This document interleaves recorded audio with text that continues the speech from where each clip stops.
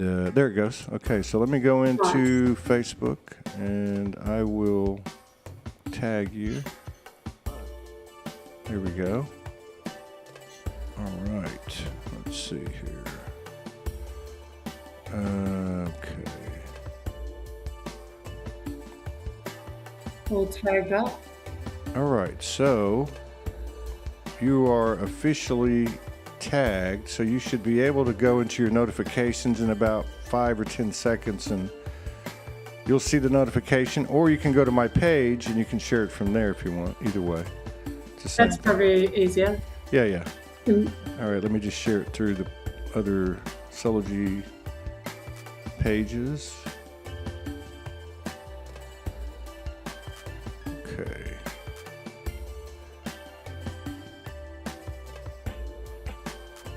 All right.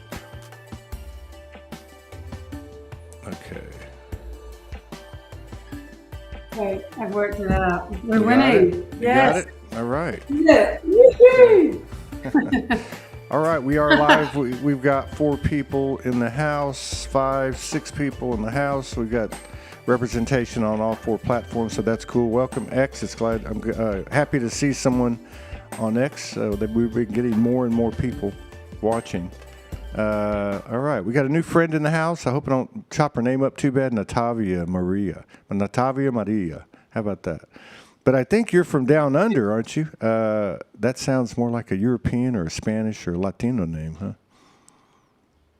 Yeah. My mum has Croatian and my father is New Zealander. Oh wow. I've noticed that about New Zealanders. I've noticed that their some of their characteristics are when you think of the Southern Hemisphere, at least in terms of the Caucasian population, you think of a certain look.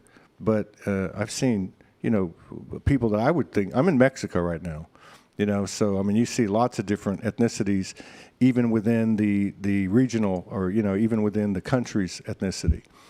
What you do in the States as well, and I guess you probably do everywhere else. It would make sense, wouldn't it? I've just never thought about it. But New Zealand's Yeah. a powerful, powerful place. So you've got some strong lineage going on there, and you do carry that look with you as well. Welcome to the show. It's good to have you. It's our second show of the day, and I'm excited about it. I'm always excited to meet new people and talk about their story and what they're going through and what they've gone through and the things that we talk about on this show. But yeah, welcome to the show. Thank you for coming in and honoring us with your presence and sharing space with us.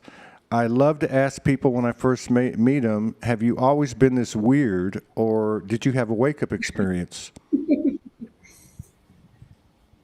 I love that question. First of all, I'd like to say thank you for having me, Todd. It's a real honor to be here with you. Have I always been this weird? I I probably will have to say I have.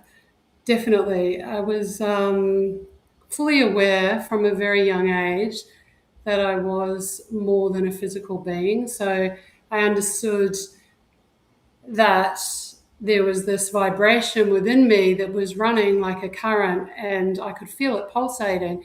And I would quite often go to the mirror and try to pull my skin off because I found it quite challenging to understand what is this I'm in now.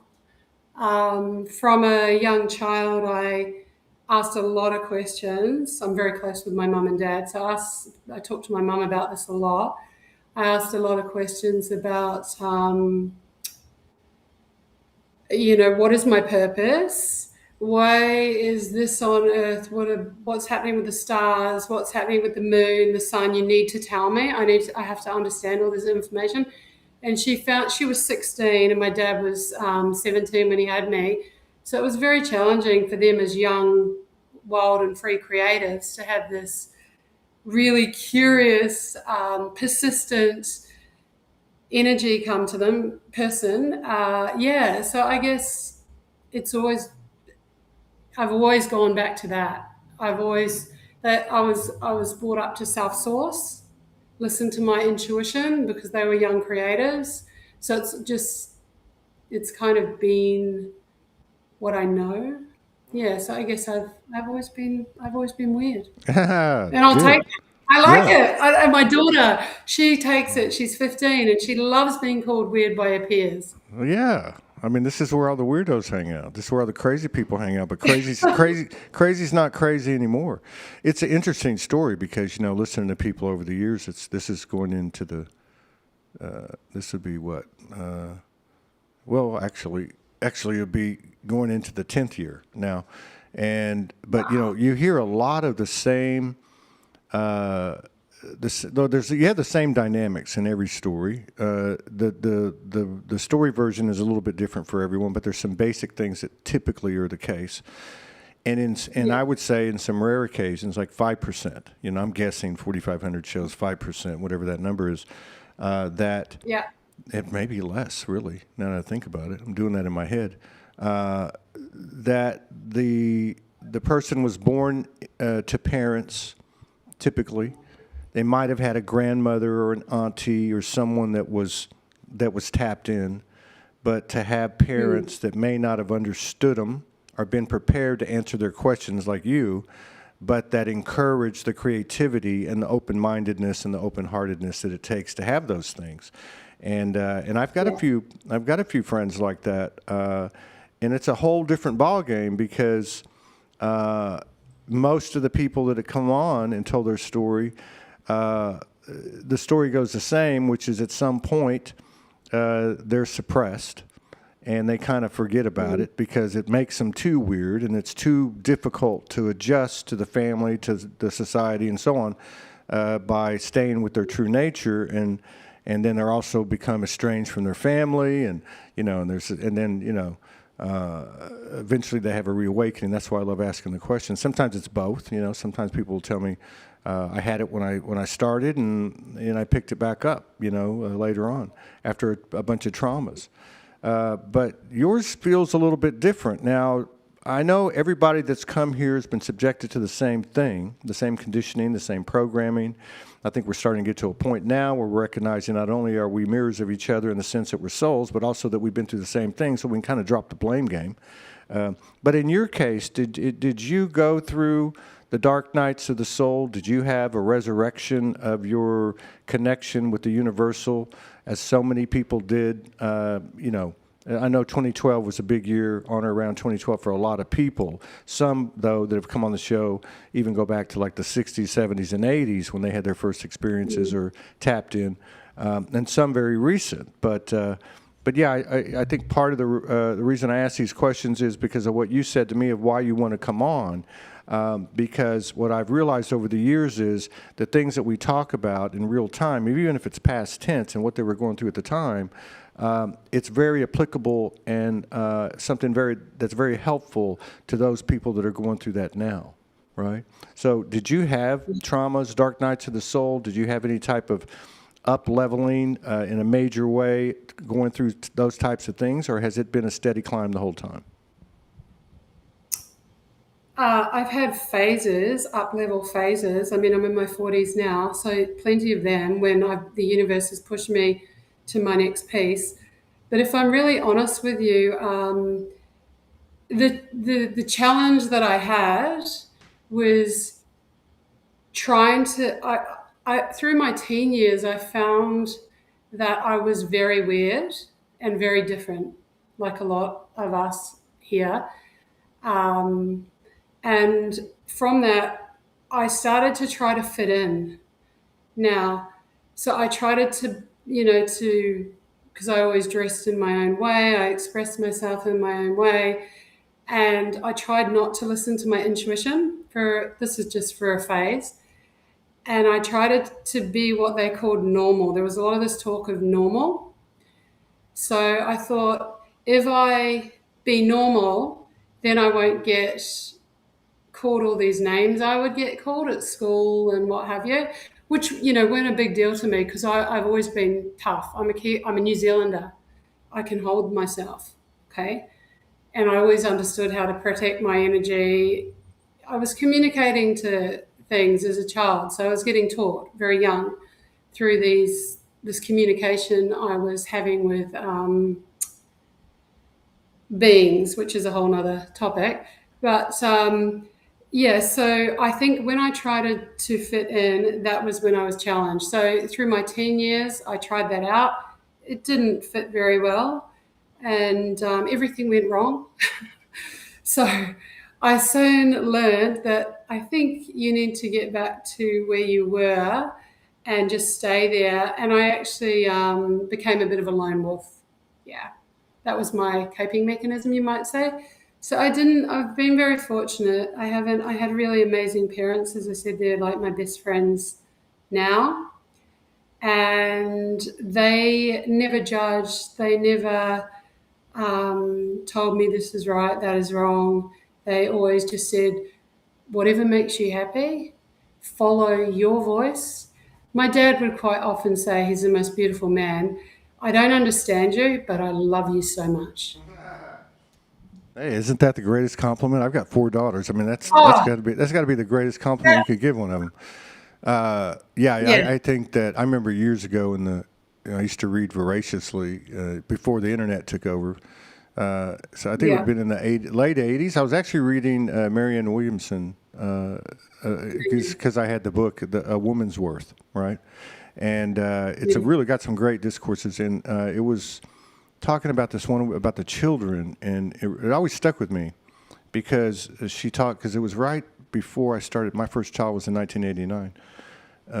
Anyway, so and she said something about I wish I could say her words, but something about allow your children to move to the rhythms of their own, their own self, not the rhythms that you impose or society has told you you need to impose to make you a good parent, that type of thing.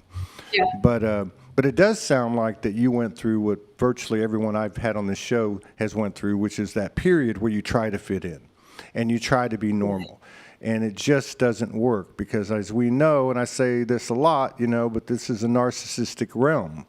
This fishbowl in the corner of a far corner of the multiverse that operates the way it operates. I mean, it's a very unique and rare situation. And if you've ever tried if any of us, and we've all been in that field, that narcissistic field, because you can't, everything is a part of us, right? And it's such a big part of this experience or this series of experiences. That type Yeah. of energy cannot be communicated with in a rational way. So it's already, which speaks to the inversion of this world and the distortion of this world. But so that's something that we can all kind of relate to with you. And then also many of us can relate to the connection and the connectivity that was with us at a very young age, and the things that occurred, whether we remembered them from the get-go or whether we remembered them later. What type of visitations, what type of connections and communications were you having as a child? Yeah, so I spent a lot of my childhood creating art in my room and writing poetry. I had like books like this, which I later put to use, and I actually went into fashion design and I did graffiti art and I created like this aliens, these galactic creatures as well, and I put them onto garments, and they were part of my fashion design process. And I had a lot of dreams, and I was getting messages, so I was putting those onto garments and selling them in Sydney, and then I started wholesaling throughout Australia. It led into markets. Then I had my own fashion boutique, and it was no one knew. But these were the messages I was getting, the information that I was bringing in, and the pictures of the creatures inspired by these creatures. These creatures, I wasn't interested so much. I wasn't interested so much in where these creatures were from. I was more just with it, Todd. So I just accepted it and let it flow. And whatever we were doing together, or they were bringing through me, and I was creating, I just did it. I didn't question them and go, who are you? Where are you from? This Right. wasn't a thing. It Yeah. was just, we're a team and we're bringing all this information onto these books, which as I said, kept throughout my whole journey and utilized them in my early 20s um, when I started my fashion design journey, and they were amazing. And I brought them all in on my journey. And yeah, I think I told my husband. He knew because I've been married for over 20 years. I was very fortunate to meet a beautiful man very young, and he knew. I used to say, I'm from Zygot, and we'd have a lot of laughs. So I remember that much. But yeah, it wasn't a. I didn't need to know who they were, where they were Yeah. from. It was we're a team, Yeah. to be Yeah. honest. I mean, who would even know to ask those questions, really? But they did. Yeah, and I think But you did. as a kid, yeah, But I mean, the point is, like some people, like for myself, I never had any. Well, not at, I not knowingly had galactic experiences, but I had a lot of, your typical Western religious icons: Mother Mary, Jesus, like guardian angels, which I would think comes from, could come from any really school of thought or philosophy or discipline. But the point is that you had these connections. Many of us had these connections as well, and they were forgotten until later.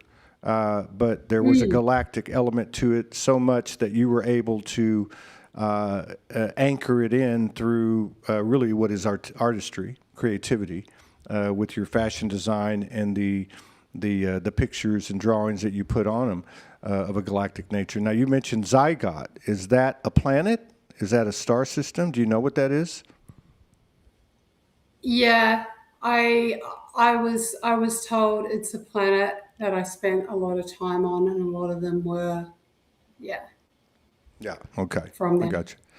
Yeah.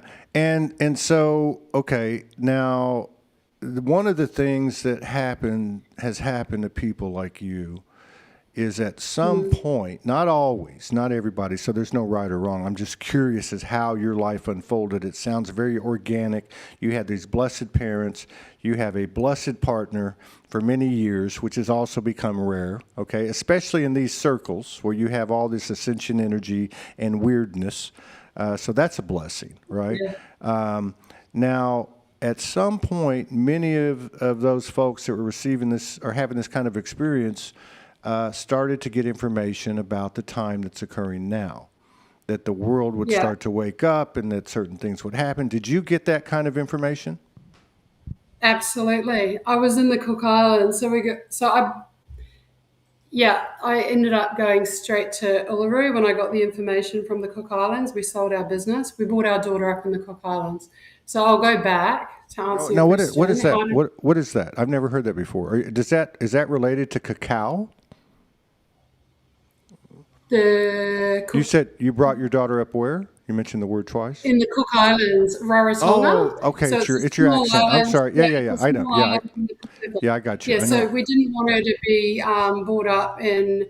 We didn't want her to be programmed, so we brought her up on a small island, 30 something kilometers, for this. So with a child, there's the in the womb, and then up to 7 years old is the conditioning years, and anything that's programmed into the child creates the frequency that takes them out into their journey and then mirrors back into their reality as they go into adulthoods, right? So all the important work is done in the human from the 0 to 7 patterning and in the womb. Scientists have proven this now, okay? So there's like even people who aren't weird, they can't argue me. So we didn't want our daughter to be brought up in that. So what happened was my husband was in corporate, I was in fashion design. We moved to the Cook Islands, a small island in the Pacific, and we brought her up there. So she had no programming. I mean, there's not the rules that we have in this society, all this red tape. It's very be who you want to be and trust that. That's kind of how I'd explain the islands. It's all intuitive. You could come in there with $1 billion, but if you don't have a big heart, these people you won't last. They are intuitive.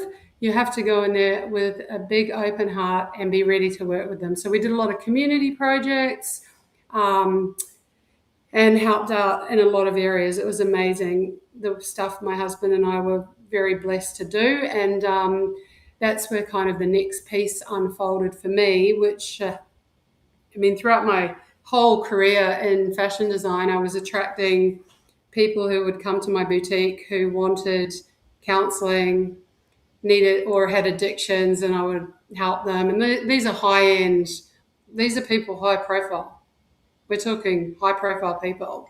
So I kept on attracting them and I'd give the free information away.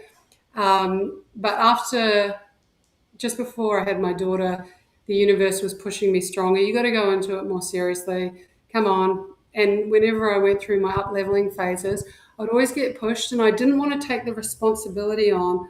It was like, oh, please, I just want to, you know, be wifey and not have all the responsibilities and just not. Good luck with it. Good luck I with used to that. do a lot of that. I got slapped straight away when I'd do that. Boom, here you are, put right back into your place. So, yeah, from the Cook Islands journey, I ended up getting really pushed into things. I ended up teaching meditation in the prison, working with government, internal affairs, doing conscious living programs and various other things. I ended up in resorts doing healings, coaching with people who would come over on, like, it's a very expensive island. It's beautiful, beautiful. And so you get people who are coming for their honeymoons, or to have their weddings, or, you know, really special occasions. So yeah, I worked in a lot of the hotels, doing various healing, using various healing modalities that I had trained in. And then what happened was that just got, it was word and mouth, so it just grew and grew, uh, as as things are in the islands. You know, it's not who you know, it's not what you know, it's who you know. Yeah.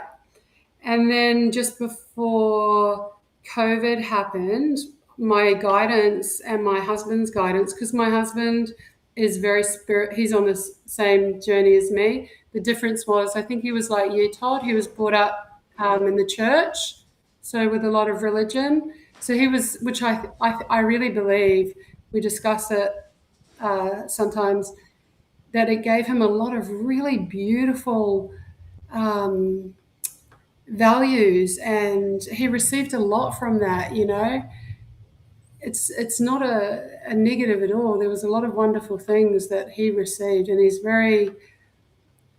he's yeah.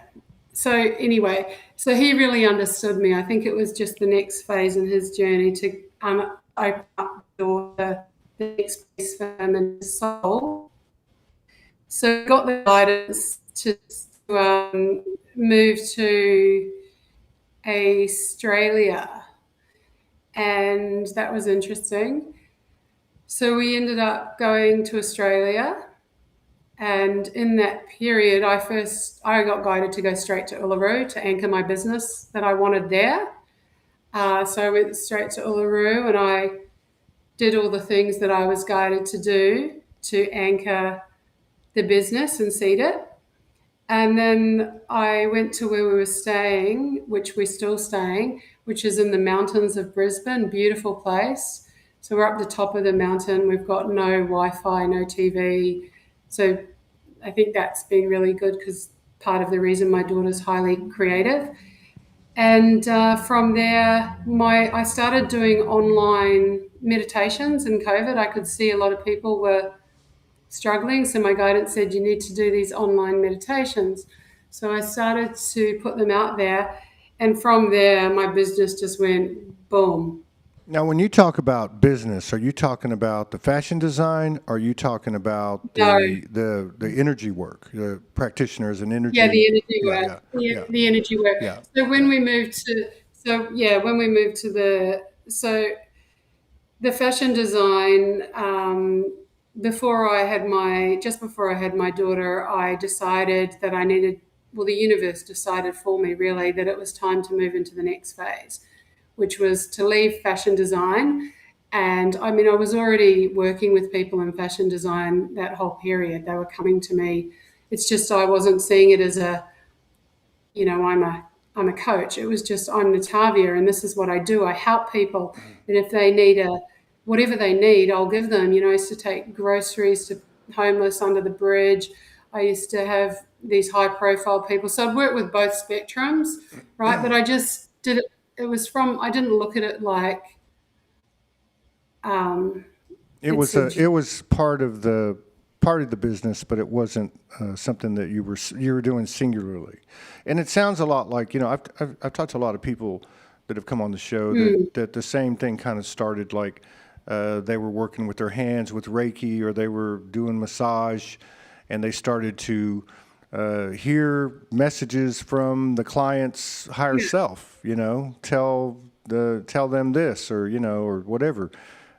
So it's interesting though how these, with the information that we receive, which I would call intel, that we receive, how so much of it evolves into kind of a purposeful existence, a purposeful existence, yeah, experience, and yeah, and it just kind of takes care of itself, which is what sounds like happened with you.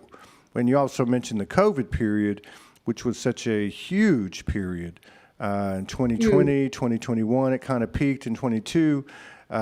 So many people started coming to their senses and started questioning the things that we do, et cetera, and it's been a real powerful kind of tsunami energy that's still waking people up, even as we speak today.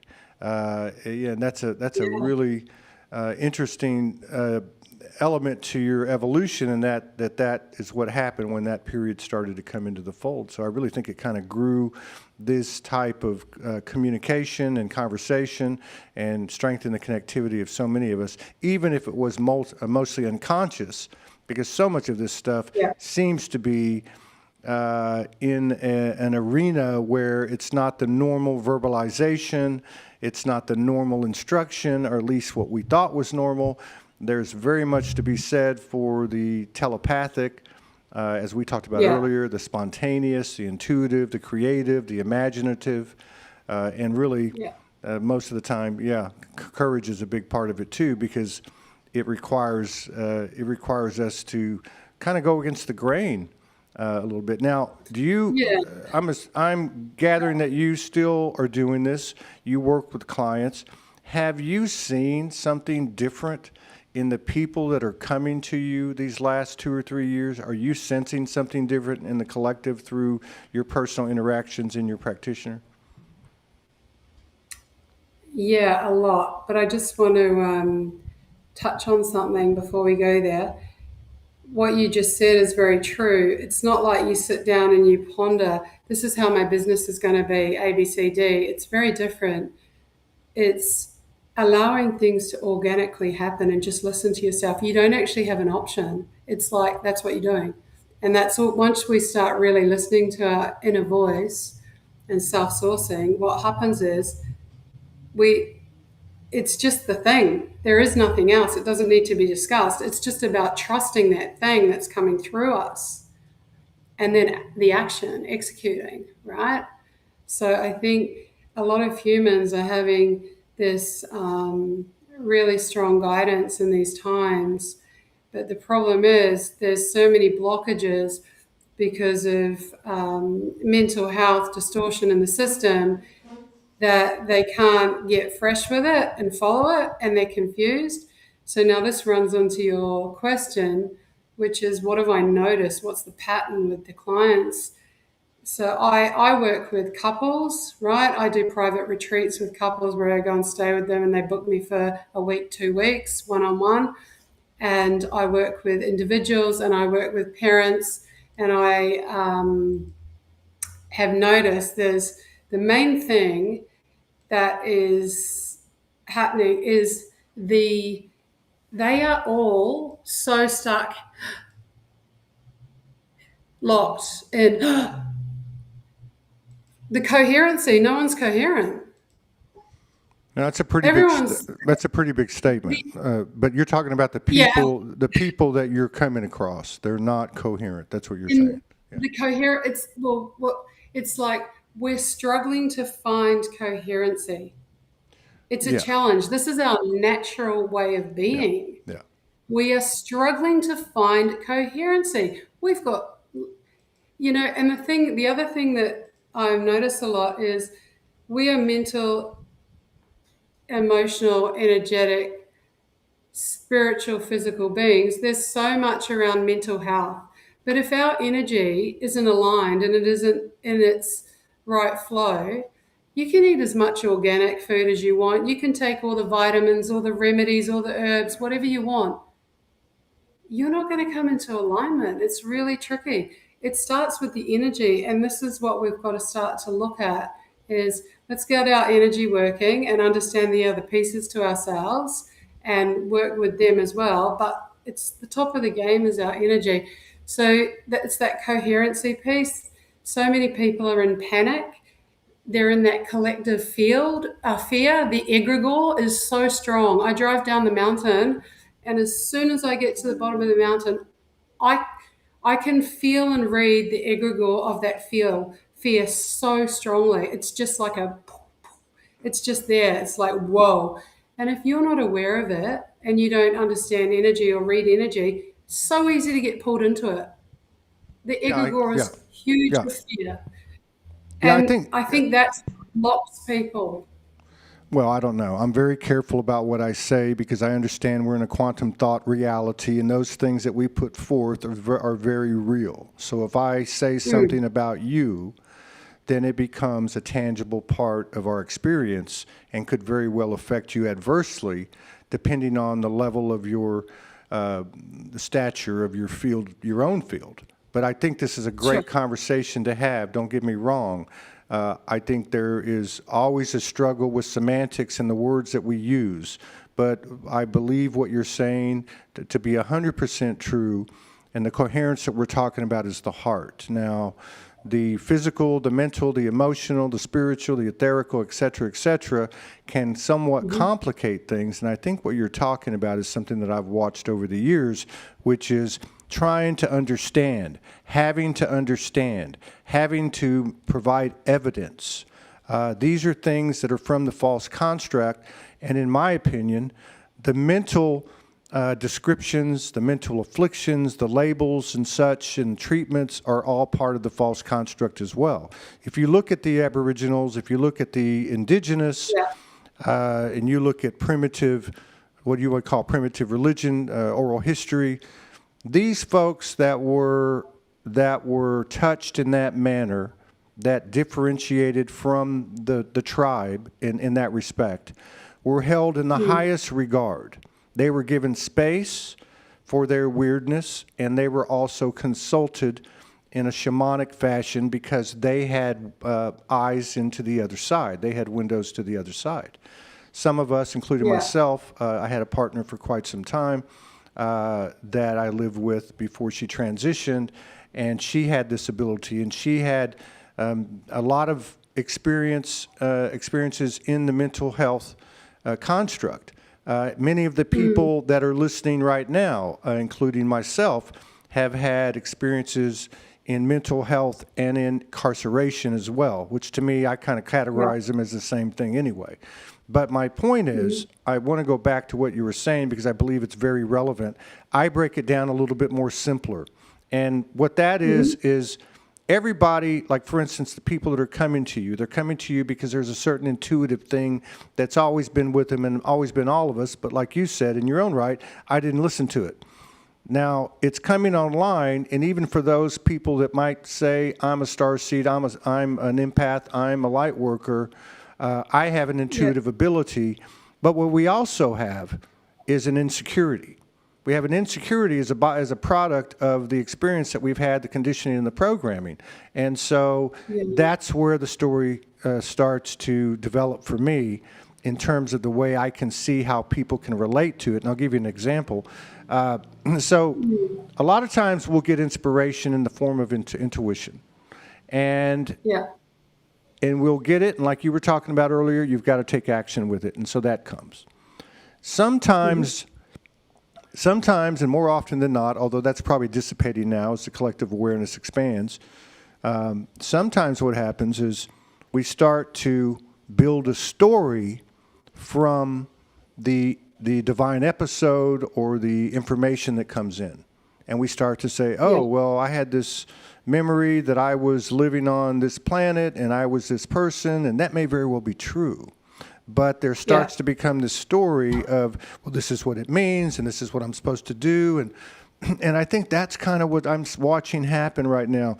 Not only this bifurcation of, people that are still in what we might call the lower vibrations and people that are in the higher vibrations, although I think there's a pretty good argument that we're all beating at the same vibration. It just doesn't look that way because there's 8 billion different perspectives. However, there's also a bifurcation you know what I mean? There's also a bifurcation or a split that's occurring within each one of us. And I believe that that on each side of that is, and this is what I was shown when I reawoke in my own way. And again, those things that we receive are most directed for us and important to us. If we can share those things, that's fantastic. But it's meant for us, right? I've seen this too many times over the years with people that develop Yeah. modalities and processes, and even like me with Soulogy. I was given the name Soulogy, and I'm pretty sure I'm supposed to do this, but but anyway, my point is that there's a split within us, and we've got to bring the ego into the conversation because it's been such a prominent part of our active consciousness.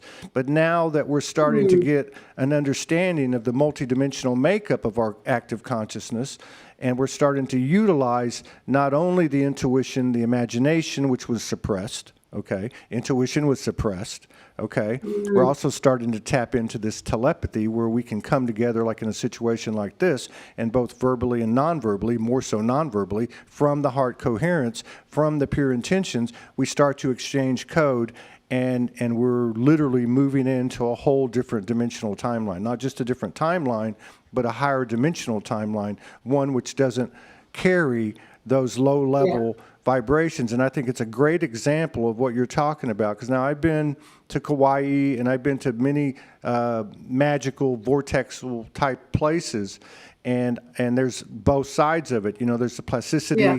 of people that kind of become a caricature of the fad, of the moment, and there's certainly some of that in these circles. But that example that you gave, where you're a billionaire and you walk into an environment like I'm in this little town in Mexico, I can totally relate to that. It's not about how much money you have. It's not about what your job Yeah. is.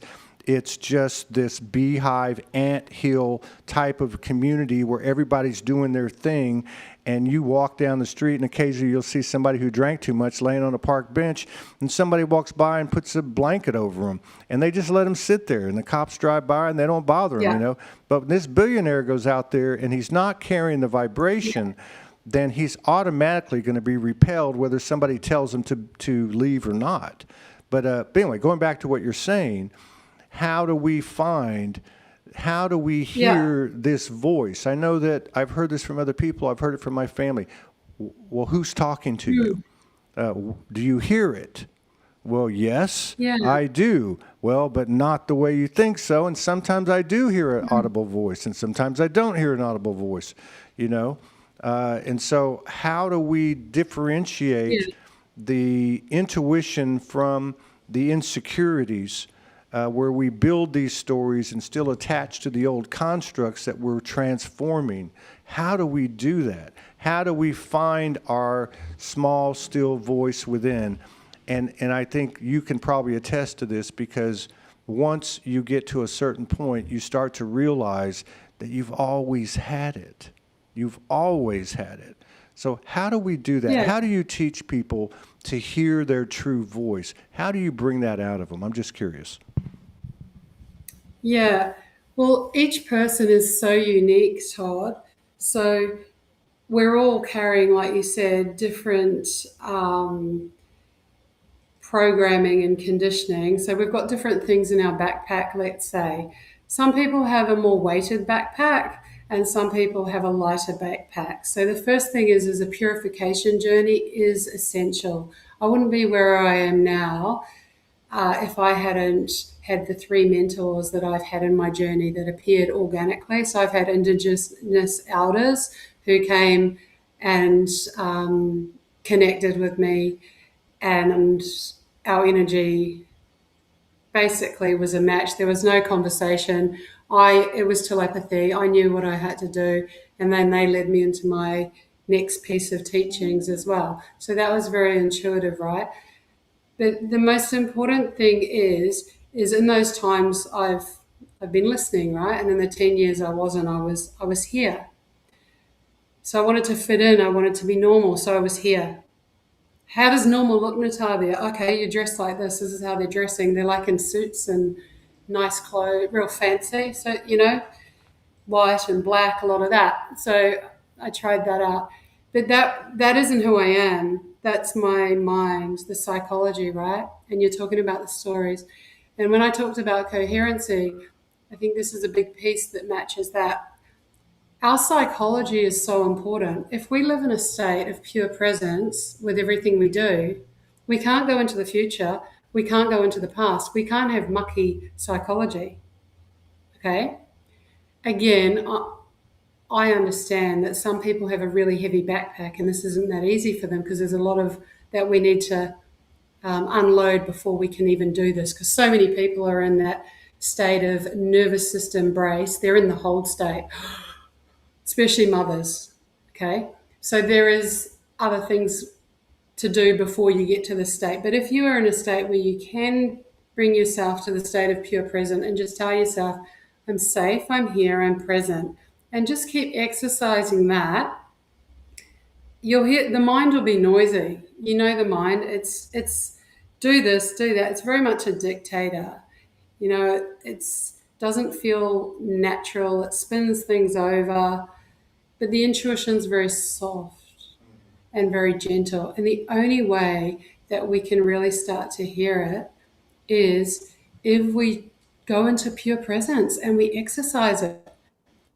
That's why meditation's so powerful. I started meditating at 11 years old. Are you there?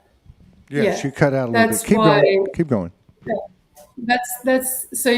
that's why meditation's so big and it's such an important piece of an awakening journey. I started meditating at 11 years old, and that really accelerated other stuff for me. As I went into 12, 13, 14, I highly recommend pick up meditation if you're not already.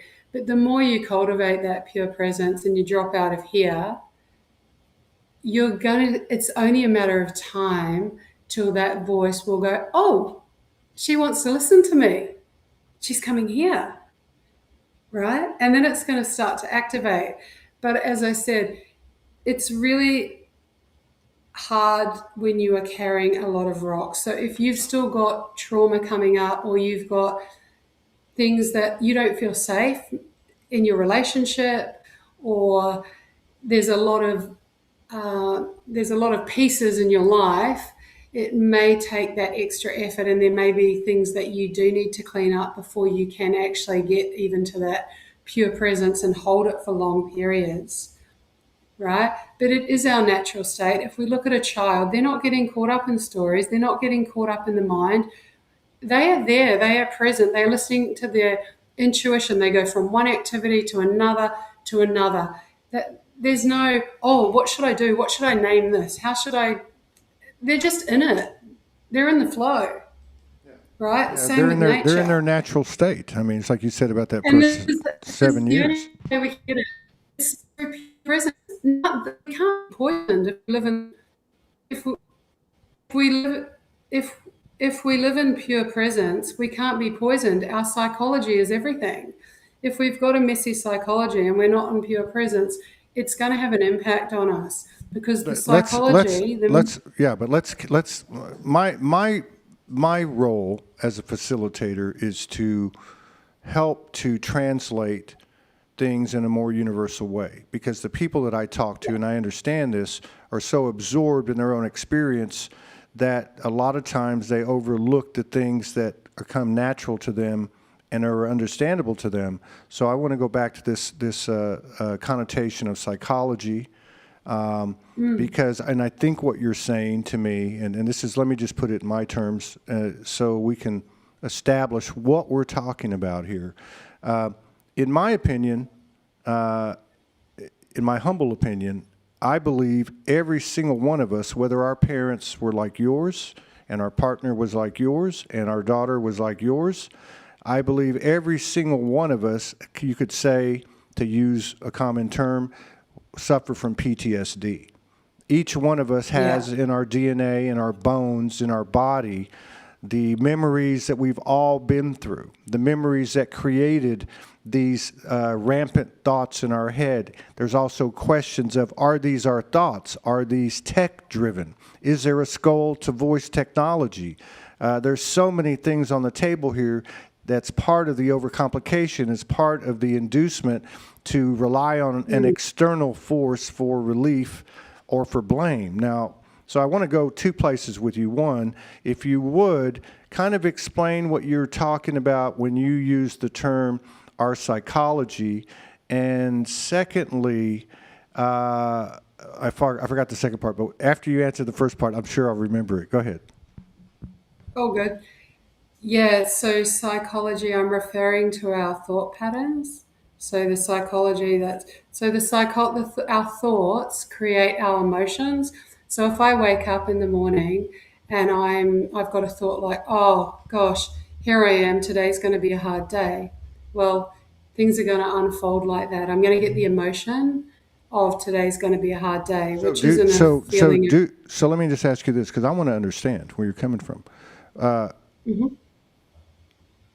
I've never thought about this before, okay? But if I'm thinking about it now, that our thoughts create our emotions, I think yeah, that's certainly true some of the time. But there are times I've seen too many people talk about it and write about it, especially those that are very sensitive, as empaths are, which I believe we all are anyway. It's just another way to create division and separation of the who's and the haves and the have-nots. But they'll say, all of a sudden I was overcome by grief. All of a sudden I became yeah, angry. All of a sudden I became anxious. And there were no thoughts that predicated that emotion.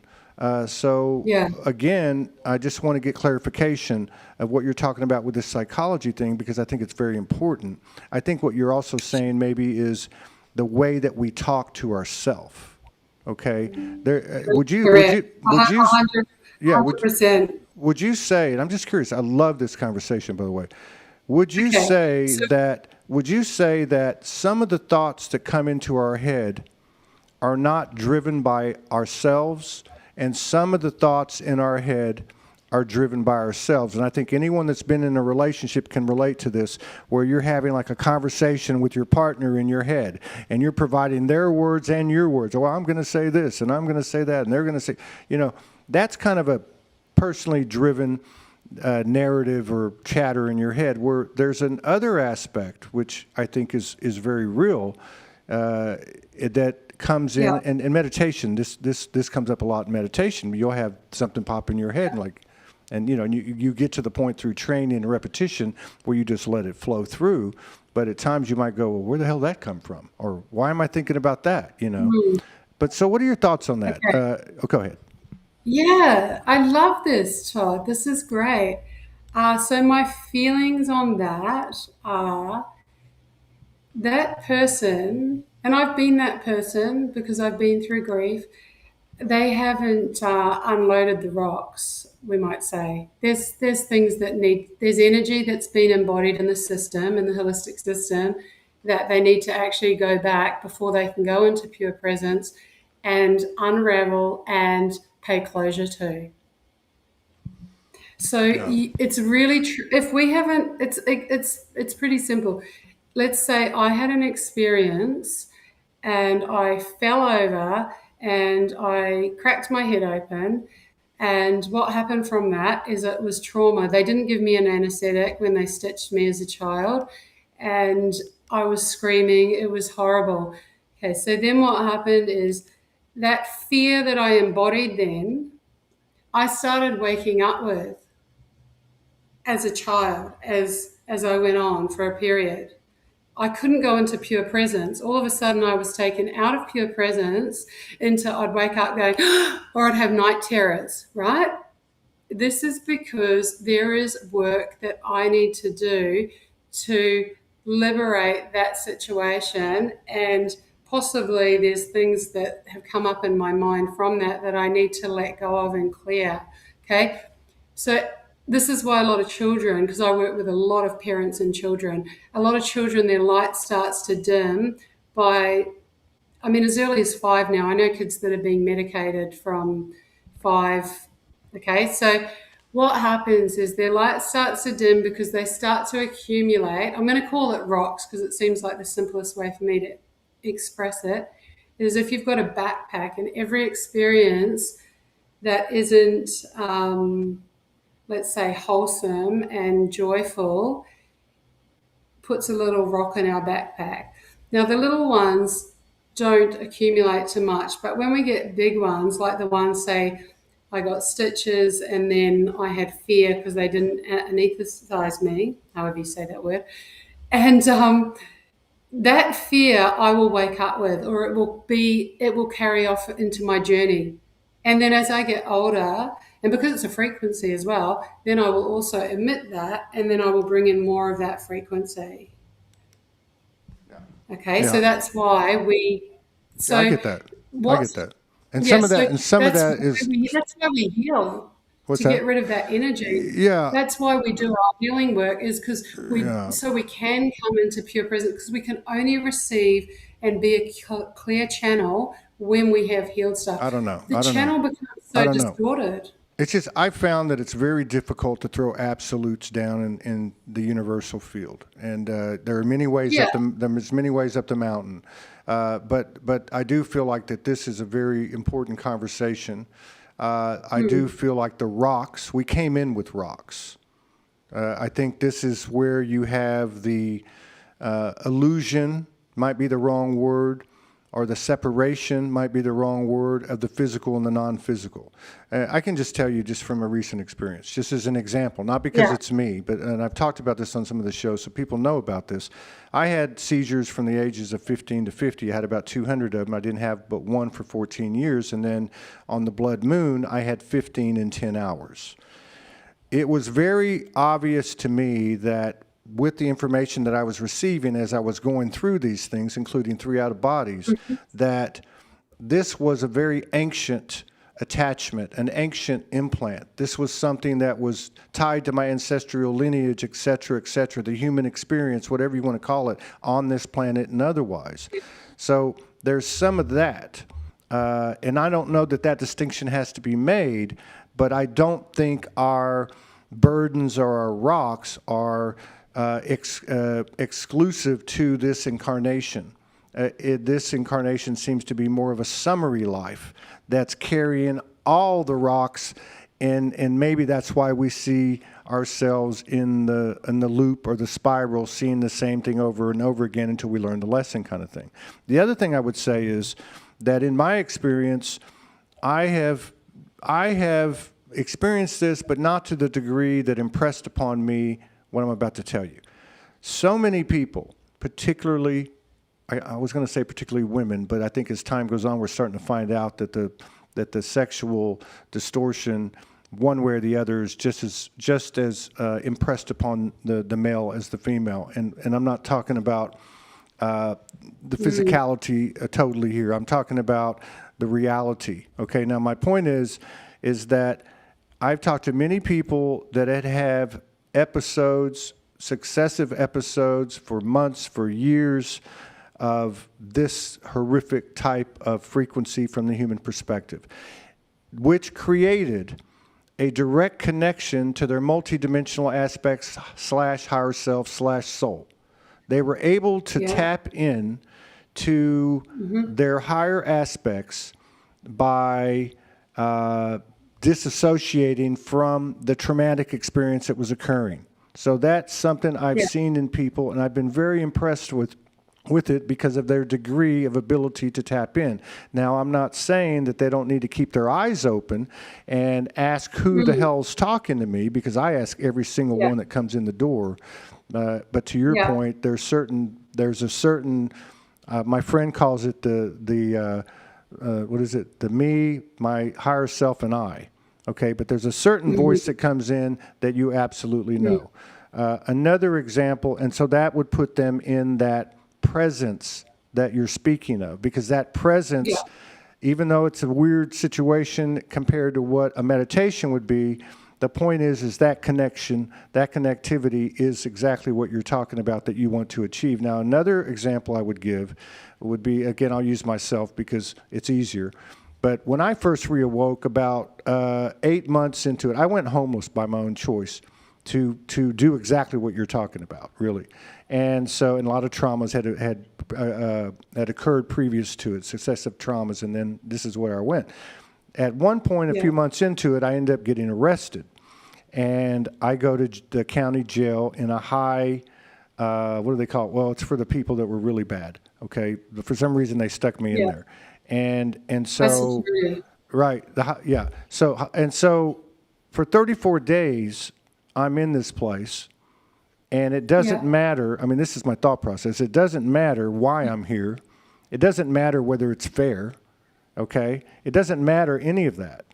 But what Yeah. happened was I was able to go into this state of that type of connectivity that you're talking about due to the Yeah. circumstances, because the other choices I had, I could tell I was just going to be hitting my head against the wall. So I'm using that as an example, and I know people that have gone into a 100%. psych ward, they've gone into incarceration, they've been, I don't want to say kidnapped, but they've been kind of like put in a position where they couldn't escape, and they developed this connection. So, Yeah. you I know what I love mean? this, You know what I Todd. mean? So there's another way, there's other ways to get there, and I just wanted to make that point because I have so much respect for the people that have gone through these traumas where they've had to disassociate. There's a lot to be said there. 100%. But the other And thing, I, yeah, go ahead. yeah, yeah, I have a sister. I come from a family of five. I'm the oldest, and I have a sister, and she's my mother married again, and she's chosen the road. She thinks she's been implanted in Kuala Lumpur, and then she chose. After that happened, she was near trafficked. After that happened, she's had a horrific time with mental illness, and she's fully tapped out of herself. And she has voices who she talks to constantly. So my mum cared for her for a long time. She's now in her late 30s. So it's been interesting watching her journey because that she's in and out all the time. So I really, really have a lot of empathy and compassion for people who are having this kind of interference. I think we need to understand this because these people are generally highly spiritual, highly empathetic. She as a little girl would tell me things before it would happen. She would be telling me this is going to happen, and because my mum had her sit to the second man, so she's a lot younger than me, and I would be, you're right. So she had this ability, but it was too much for her. She didn't have the tools that she needed to anchor it properly. And yeah, so this is kind of the road she's taken now, and it could change. So I do really understand. But again, coming back to the pure presence, Todd, what I'm trying to explain is if we go here now and we go into the state, and as I said, I know if we've got a lot of trauma or a lot of things that are happening in our life, it's really hard. So you've got to start to train yourself that you're safe again. That's the number one piece. Because the main thing with trauma is the nervous system's reacting from feeling unsafe, and the brain is also responding from the neural pathways. So we've got to do training. It's the first piece. I'm here, I'm on earth, and I'm safe now. I'm safe now, right? And the more we start to do that, what happens is, and I'm not saying it's going to happen the first few times, it is going to take an investment, But the more we do that, we are going to start to come in there, and the mind will start to slow down. The nervous system will start to feel this beautiful safety slowly. You can set an alarm clock during the day if you work full time to do it regularly. But what will happen is you'll start to notice that, the talking slowed right down, and this is beautiful. Nothing Yeah. matters here. It doesn't matter. There's no labels. There's no success. There's no I have to do, I have to be, I'm all this pressure that human beings have, and the noise that we're exposed to now, it's gone. And then the more that starts to cultivate, the inner voice starts to come through really, really clear for us. Yeah, I think too, there's a lot of distinctions that we're coming into, like living in this town for the last 10 months. I'll give you an example. Well, I don't want to do that. The point is that these people are not in light worker and starseed circles, but they are operating off an innate, instinctive connectivity within themselves and within the community. In the Western world, I think what you just described is very prevalent. There is this constant competition, comparison, self-judgment, and all these things that turn that voice on that you can't hear the other voice. So I think that's very important. The other thing I would say about the mental health, and like your sister and like my former spouse, like so many things in this world that we've accepted as a reality and just and factual are full of shit, okay? And one of them is the mental health industry. You mentioned the pharmaceuticals that these kids are given. There's a certain agenda behind that. We don't have to get into all that. It's pretty obvious, all right? The whole point is that living with someone like this can be very difficult. It's very challenging. I still don't have my arms around it. I researched this for 10 years. And at the time, there was 5 disorders and 3 mental health, names or whatever categories. Now there's about 20 disorders and 5 different. So this type of thing. I mean, I read something a couple of months ago, and it was talking about how the majority of the geniuses on the earth are in mental institutions, are in the mental health care system. Okay, I'll give you another example. When I got out of that jail thing, I ended up going to court, and I ended up going on probation. And a part of my probation was going to on-site 90-day rehab. Okay, and this was in the hood. Okay, in Houston. Yeah. And so I learned a lot in this 90 days. First of all, I learned that there about half of the people that were in there were on a constant conveyor belt. They would finish the course, they would go out and get in trouble, usually drug-related. They would come back. Yeah. All of them were on pharmaceuticals. I'm in this thing for 90 days, and twice a day they roll a tray out or a cart out with people, and they hand them more pills. Okay, so I was like, wow, that doesn't make any sense. But then I started talking to the people. And, they all had their own stories, and they were very human stories. They were stories about people that weren't understood, and that was really the bottom line. They were people that knew who they were inside, but they couldn't, because of the fact that they had so much time invested into what most people don't, they didn't understand that other people didn't have the experiences they were having. Like I remember talking to this guy one night, a young kid, about 22 years old, and he says to me, just out of nowhere, right? He says to me, well, I'm a prince. And I said, yeah, I do. He said, you do? I said, yeah, I know you're a prince. He goes, do you know I see angels and I see demons? I said, yeah, hell yeah, I do. I know you do. Just having that, like your father said, I may not understand you, but I will give relevance to your experience. I will not judge it. I will not take a position, because I know a lot of people kind of cringe sometimes when I start to say this is a narcissistic realm, although I think people are starting to pick up on what I'm really trying to say, because just look at the gaslighting, et cetera, et cetera.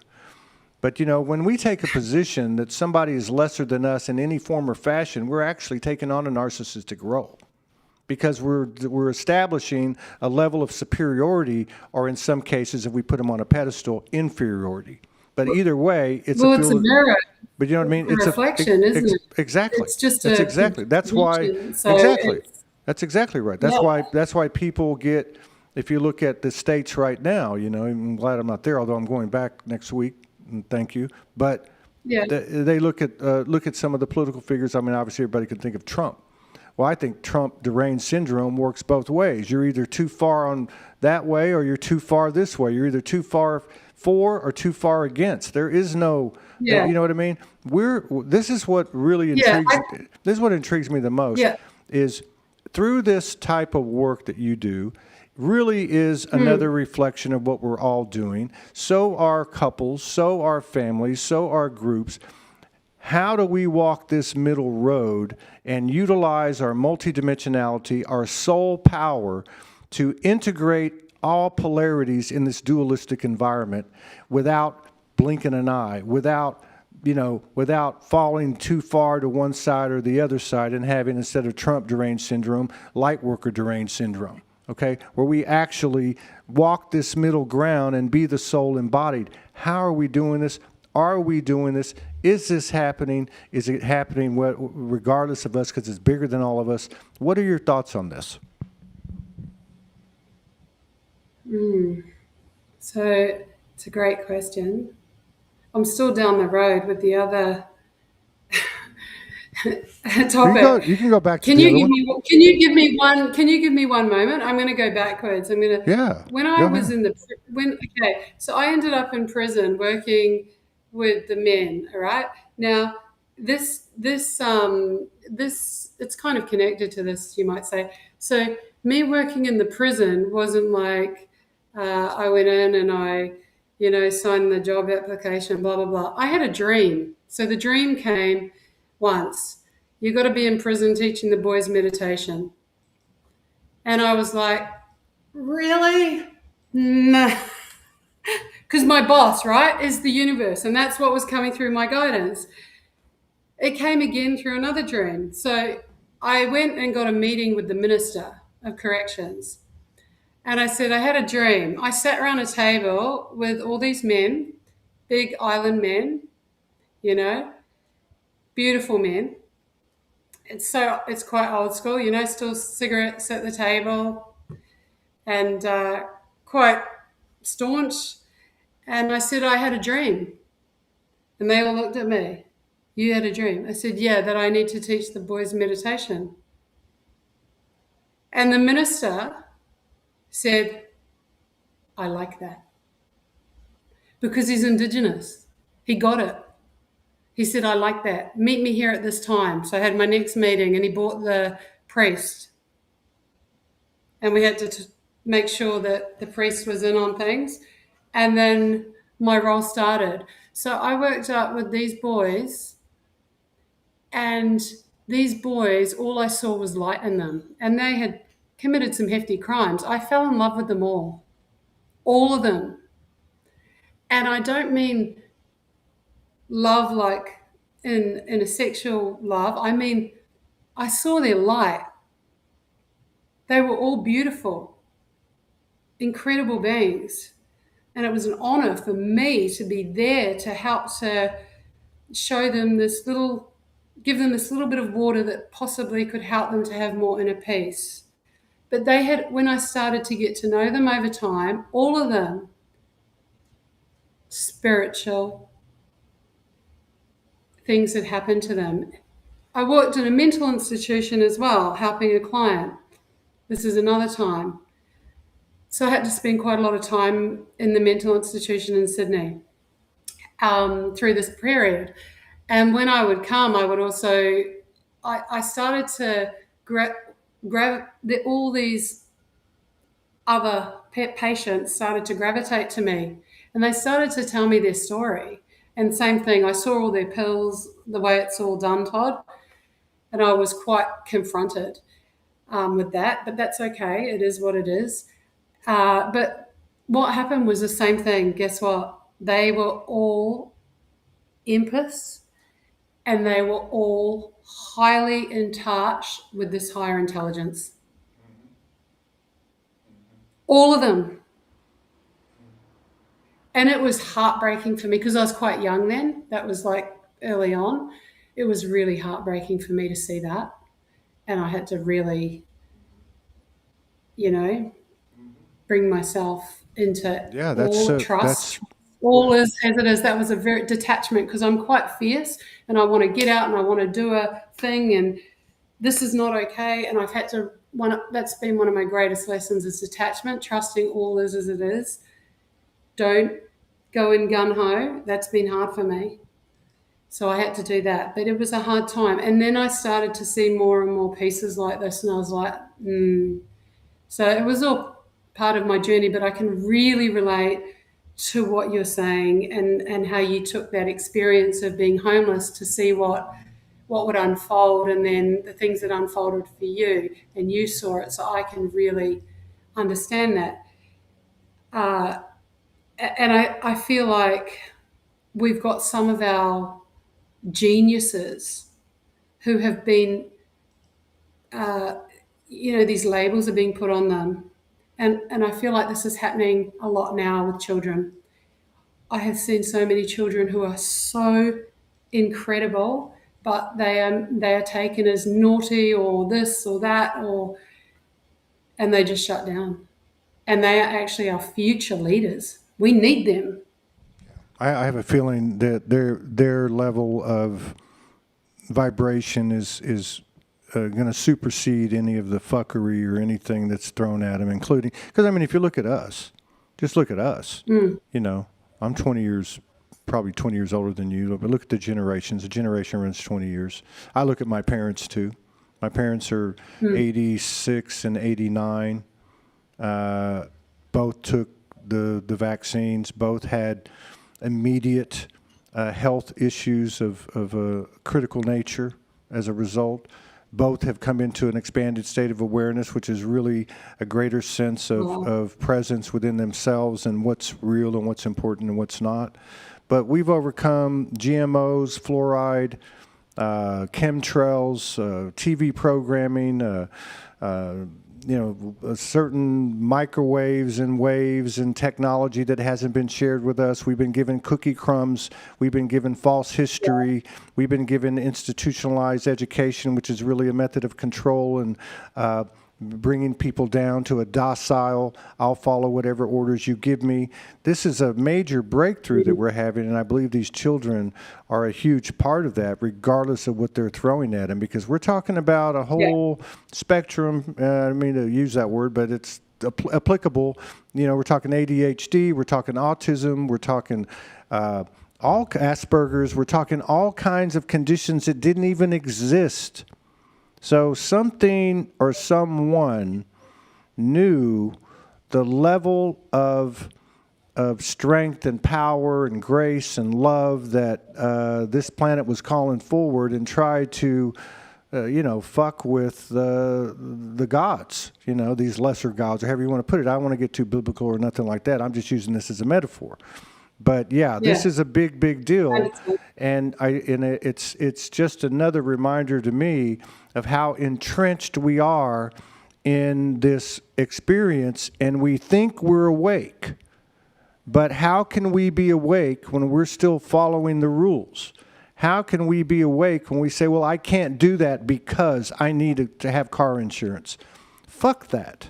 Says who? I haven't filed taxes in the United States of America since 1999. Okay? I just stopped. Period. I'm not saying I'm the end-all, cure-all, but what I'm saying is, what happens when we all do these types of things? What happens to the energetic field? You're very familiar with this as a practitioner. You understand energy. But does it always... Do we have to work with the constructs of the paradigm that we're transforming, or can we make these changes within ourselves that provide a common denominator, if not a methodology, for us to get to this higher ground? And I do believe, yes, that this work that you're talking about, it's the intention. It's the intention and the heart coherence that these people picked up on. And I've got to also just say one last thing. to conclude. And that 34 days that I spent in the Harris County, which is supposedly the third worst one in the United States, and I was in the high risk with the rapists and the murderers, okay? Because I had been charged with a threat, like a terroristic threat. Wow. So these, yeah, it was all bullshit. Wild. It was total bullshit. But anyway, it didn't Yeah. matter. But that's the point. See, it didn't matter. Didn't But I matter. love it. But Yeah. But you know, see, I was in a cell with 24 other men, and I saw so much light. I would tell you that if there was 25 men, well, I was one, there was maybe 3 bad apples. The rest of them, Yeah. I could see their light. I had great conversations with these people. There were all kinds of people, atheists, Muslims, Christians, and where I saw the darkness was in the authority. They were literally reptilian energy. They wanted to hurt you. They wanted to fuck with you. You know, they did. And they got off on it, right? So it was a reminder to me that everything in this world is upside down. And if I look at my second wife and I look at the difficulty and challenge that she had, okay? She had a tremendous difficulty fitting into the world, and so much of it I knew didn't just come from this environment. Yes, she grew up in an abusive environment. That was very real. She also had visitation from ETs, okay? She also had other things occur. She also had moments where she was another part of her, is the only way I could put it, okay? Yeah. However, like you're talking about with these men, and what I'm backing you up on with what my experience was, and even in these mental institutions and such, her heart was right where it should be. Yet she, it made me realize that some people come to this earth to be hated, to be, just ripped to shreds. And I caught a lot of heat up for it too. And I think this is also something that occurs with like what you were doing. And for people that do that type of thing, is why would you do that? Why would you give somebody $5 who's homeless? Oh, well, they can go to McDonald's and flip burgers. Well, fuck you.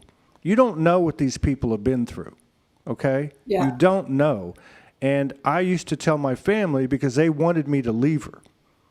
And I'd say, how can I leave her? What would the difference be if she had terminal cancer? What kind of man would I be to leave her? This is the same thing, but people don't see it because of the way that it's been framed up by these institutions, especially over the last 100 and 125 years, And again, we're talking about someone who has, what is multiple personality? Is that associated in any way with multidimensionality? I have a friend who lives here in Mexico. She went to the psych ward. She got committed in 1987 during the harmonic convergence. She didn't know what the hell was going on. She went into the psych ward and she met 5 or 6 other people that said, I've been getting these downloads. I'm a galactic being. I'm a starseed here to save the earth. And that's when she knew she was okay. So there's a whole bunch of false constructs, illusionary constructs that we have taken on as absolutes that are total bullshit. And it's starting to affect, it's starting to come into our awareness, enough of us, and it is a contagious thing, this soul, this intelligence, this energy that you're so familiar with in your work and in your life, that it's beginning to change people from the inside out. It's a powerful, powerful thing. And the landscape seems to be changing very, very rapidly. That's why I had asked that question, is because I noticed over the last, this is 26, so this will go back about 3 years. I noticed about 3 years ago, because most of the people that come on the show are practitioners, that they would come on the show and they started talking about they were dropping modalities, they were dropping processes, they were dropping their practices, they were shutting their websites down. And I saw, and I went through this myself, I saw a lot of things get deconstructed and come down to absolutely nothing. and then come back out in new form. And I got to believe that that's somewhat of a reflection of what's happening to us collectively. But, I guess it remains to be seen. Go ahead. Thank you. I feel like, yeah, I feel like if we go back to basics, it's really helpful. And what I mean by back to basics is just really coming back to trying to be present in every moment, trying not to get too far out there, but going, here I am, I'm on earth now. This is my journey. What's the reflection in front of me in my life? What am I learning from this? What is it teaching me? Because I feel like this is what we're getting to get to end game is what's showing up in our life in each moment. So I feel like if we just go back to basics and we concentrate on here and we really learn to self source and listen and cultivate that pure presence and teach our children from when they're born, we can teach our babies, you have everything within you. All you have to do is listen. You can guide me. I'm here to be in service to you. And this is going to help us humans to flow organically, listening to ourselves.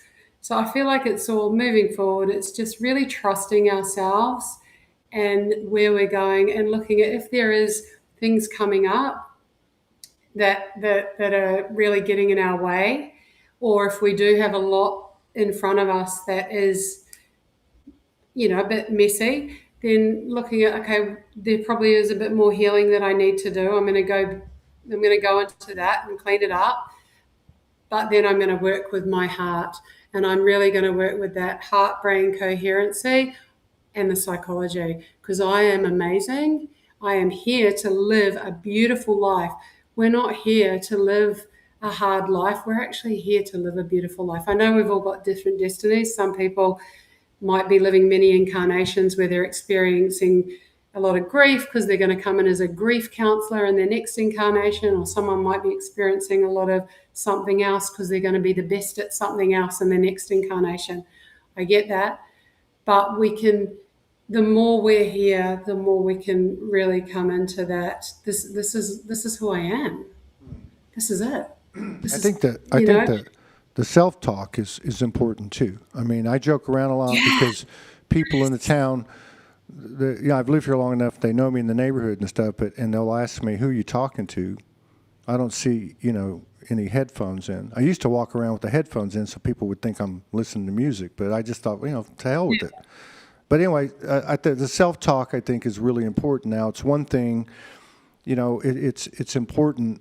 It's been huge for me since I was a kid, all right? And I'd stand in front of the mirror and practice speaking and speaking to myself, but it's the words you have to be resonant with the words.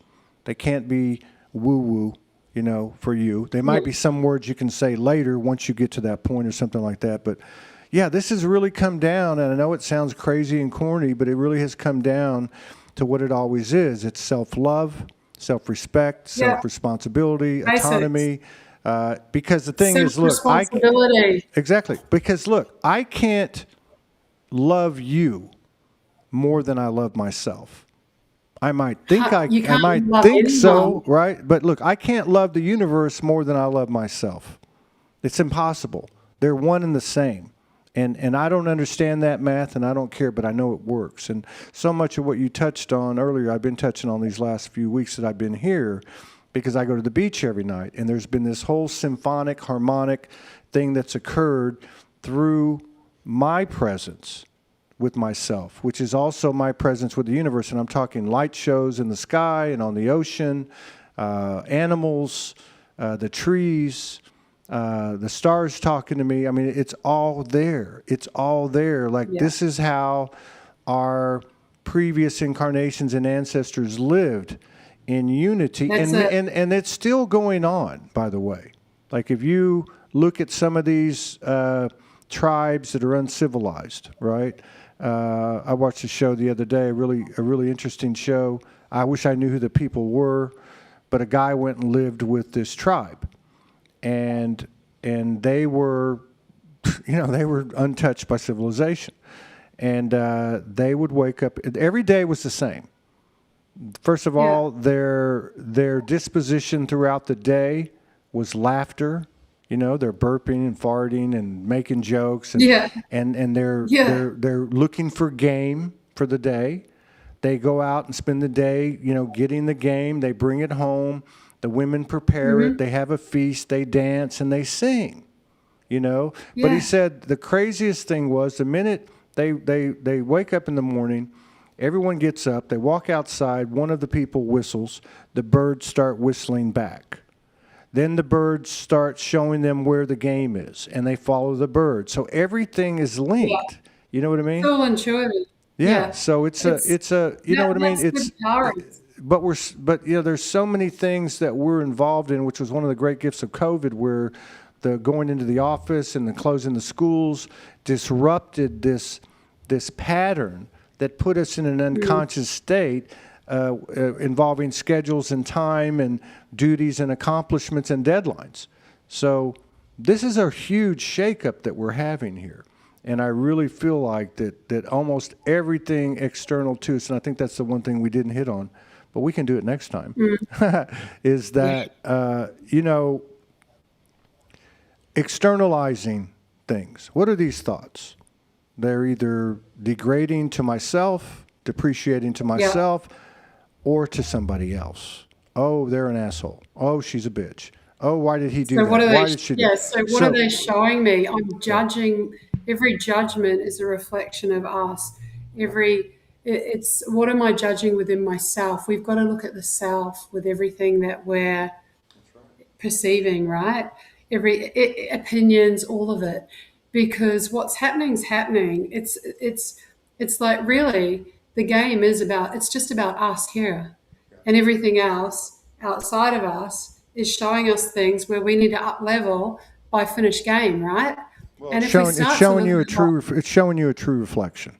That's the thing. Just like here. Absolutely. Just like here, they would tell me here.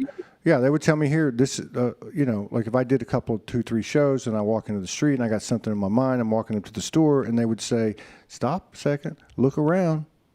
This is all you. This is all you. It's speaking to you." That over there that you're talking, So I mean, this is a weird, crazy transition that we're making. And I really feel like the main thing that we talked about, what you started with the coherence, that's the first and foremost thing. I mean, they've already proven, the Heart Math Institute and other scientific organizations have proved about the neuron network that's in the heart. It's the same thing that they've found in the brain. They've also shown the electromagnetic volume and capacity of the heart coherence. This stuff is all coming out. I don't think it can be denied. And it's just a strange thing because everything that we thought was real is not. And that's a pretty hard thing to accept because it doesn't have any exceptions. That includes my role as a father, my role as a partner, my role as a leader, or whatever the case is. I mean, a lot of people that I've talked to in the last few months have reached this point of, well, what's the point? Why do I do this? Why do I say this? I mean, these are the deep dives now. The deep dives are, why do I need to say anything? Why do I take a side? How do I know I'm right? When people say have to and need to, it just makes me kind of repel a little bit because I don't have to do anything. Living is the regardless of the level of this physical density that some people say is the hardest school in the universe, including Dolores Cannon and many people that have come on the show. The bottom line is, what's the point? The point is we're alive. We're living. That's the point. What's the point if we solve all these things and miss the whole party because we've had our head up in the clouds or up our ass, one way or the other? You know what I mean? Because that's the whole point. That dialogue is a product of everything that's been misrepresented to us, you might say, by this archonic energy or the demiurge, however you want to put it. But life itself, we're living. You have a husband, you have a business, you have a daughter, you have a life. You know, there's vigor in that. Like the Italians say, vigoroso. There's vigor in that. That's it. How do we know? Look, how do you know? How do I know that you and I are going to be or not going to be worm dirt? I believe I am soul to my bones, okay? To my bones, to my last atom. However, how do I know? I can't prove that to you. I've had out-of-body experiences. I've met with 12-foot angels, all this, whatever. I could be worm dirt when this is all over. So what am I? What if I am? You know? What if? And why wait? This is where this presence really starts to take off. I think that you're talking about is when we didn't just come to wake up and be present of our awareness. We came to do something with it, and I think that's the real. That's the real precipice that we're on now is what are we going to do with this extraordinary revelations and epiphanies that we're coming into within our own self? Are we going to continue to externalize it and look for the government and religion and tech to provide us answers and guidance? Or are we going to say, to hell with that, flip the table like Jesus did and say, we're taking over this thing. This is our life, you know? And how do you do that? You know, how do you do that? Do you march, protest, boycott, or do you just do the work within yourself and meet everybody, you know, in that etheric field, which is just as real, if not more real, than this physical reality? I mean, how does this work? I guess we're going to find out. I feel like perhaps the more that we're cultivating that heart connection, that present, and listening to our intuitions, our inner guidance, we're all just going to get the messages. We know where we're going. But if we can't sit here for long periods of time and quieten the mind, we can't really receive what's truth, because this is all that's truth, is that heart. And I find, you know how I told you, I've connected with a lot of beings outside of myself, had a lot of experiences. I find that is only more confusing for the human. I feel that perhaps the more we just trust all that we are and stop getting in the mind questioning so many things about ourselves, we're going to land. And we can shine that through every day to everyone and follow that guidance and that road that is for us from that heart. Yeah. And I agree with what you're saying about let's just say the non-physical, paranormal, and psychic phenomena that we experience. You know, I question every one of them, as I would anything else. But I also look at it as, you know, when I go to the beach or whatever the case is, life is showing me a reflection of myself. It's information, and those experiences are the same. The only difference is they're not in the physical density, but they're the same. How do we know who's talking to us? How do we know that in those instances that I described earlier where people disassociate, how do we know that they didn't tap into something that's not of 100% purity? It may be 90, it may say all the right things. It may be there every time you fall back into that second nature reaction that you talked about related to the nervous system. They come in, shine some light, and you feel better. You know, there's no stagnation here.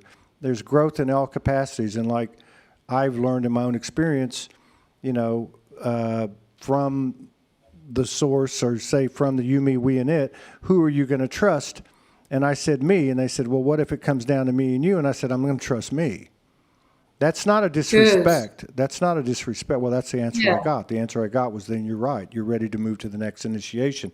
But it's not a disrespectful answer. It's not an answer of arrogance or, you know, hierarchy.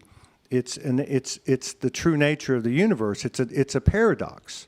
I am the drop in the ocean, and I am the ocean in the drop, kind of thing, right? You know, so it'll be interesting to see how this all goes. That was a very powerful and hour and a half, hour and 34 minutes. I would look forward to getting together with you again if you're open to it. And I like to, you know, come back for second, third, fourth round and really get to know people Yeah. and dig in, and I just want to say, thank you for coming in and sharing space and honoring us with your presence, and blessings of peace, love, and grace to you and your husband and your daughter and the rest of your loved ones and all the endeavors you get into. And I'll either see you on this side, the other side, or both. Hopefully both, and we'll do this again sometime if you're into it. Thank you, Todd. Much gratitude. It's been delicious being here sharing the space. Thank you very much. I'll And see you soon. yeah, Yeah. absolutely. Yeah, I'm moving this next week and then get set up. But yeah, I think April, May, I'll be booking those here in another few days. Thank you, everybody. Okay. This is our last show today, most likely. If not, it won't be a typical Soul Speaks. It'll be some kind of other type of broadcast with music and clips. But we'll be back tomorrow with 2 more shows. And thank you, everybody, for joining us. Thank you for your love and support and contributions. Allow us to keep doing this every day. Peace out, everybody. And thank you, Natavia. Peace. All right. Bye-bye.